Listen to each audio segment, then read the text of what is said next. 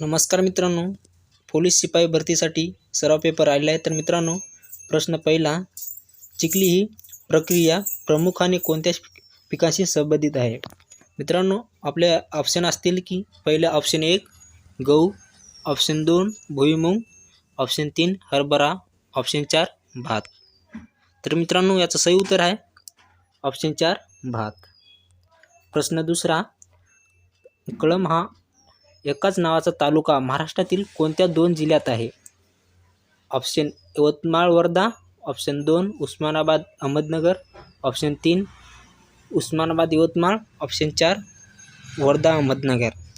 मित्रांनो, option 3 Osmanabad Yavatmal.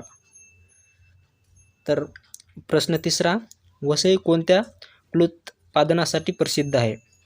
Option 1 केळी, option 2 अंजीर, ऑप्शन 3 कलिंगड, ऑप्शन 4 काजू. तर याचं सही उत्तर आहे ऑप्शन 1 केळी.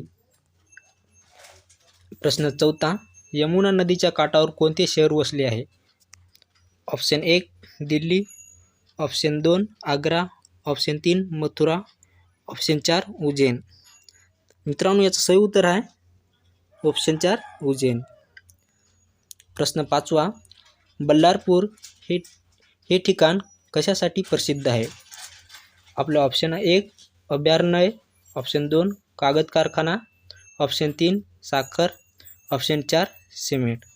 तर मित्रांनो, याचं सही उत्तर आहे ऑप्शन 2 कागद कारखाना.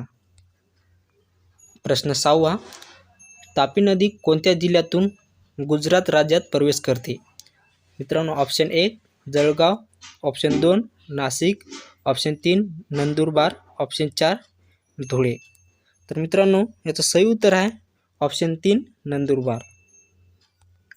मित्रांनो, प्रश्न सातवा, लंडनमध्ये इंडिया हाऊसची स्थापना टिंबटिंब यांनी केली. तर मित्रांनो, ऑप्शन 1 लाल हत्यार, ऑप्शन 2 श्यामाजी कृष्ण वर्मा, ऑप्शन 3 स्वातंत्र्यवीर सावरकर, ऑप्शन 4 सुभाषचंद्र बोस. तर मित्रांनो, याचं सही उत्तर आहे ऑप्शन 2 श्यामाजी कृष्ण वर्मा. मित्रांनो, प्रश्न आठवा, धनविधेयक कोणत्या सभागृहात मांडता येते?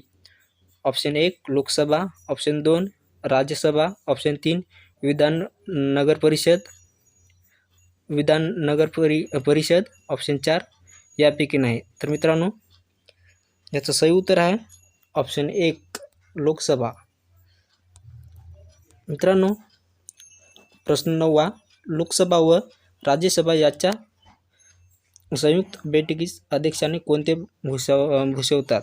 ऑप्शन 1 राष्ट्रपती, ऑप्शन 2 लोकसभा अध्यक्ष, ऑप्शन 3 राज्यसभा सभापती, ऑप्शन 4 राज्यपाल. तर मित्रांनो, याचं सही उत्तर आहे ऑप्शन 2 लोकसभा अध्यक्ष. तर मित्रांनो, आजची तुम्हाला ही माहिती कशी वाटली? चांगली वाटली असेल तर व्हिडिओला लाईक करा आणि अशाच माहितीसाठी रोज या चॅनलला सबस्क्राईब करून ठेवा. तर भेटूया पुढच्या भागात. तोपर्यंत धन्यवाद.